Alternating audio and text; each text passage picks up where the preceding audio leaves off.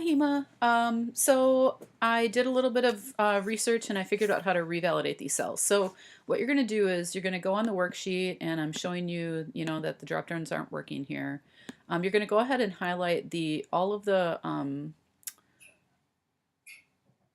one column, let's say, because I think you have to do one column at a time. Um, and I'll explain why in just a second. So I'm on test type PCR and I've highlighted the entire column here. I'm going to go ahead and under data, I'm going to click validate data. And the settings should be pretty well good to go, except when you click on, so you want to keep list. And for source though, let's go ahead and double check our source. So the source info is going to come from this previous worksheet. So we're on the column of test type PCR.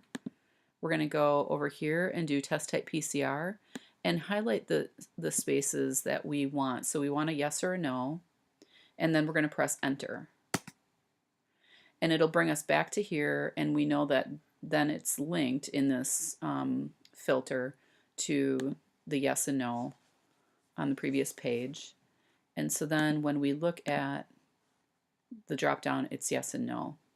So this process should be repeated, and I don't know if it matters or not, but I'm using, I guess, highlight the yeses and nos in a particular column on this worksheet, and then go to the previous and highlight that same yes and no in the previous worksheet, same column.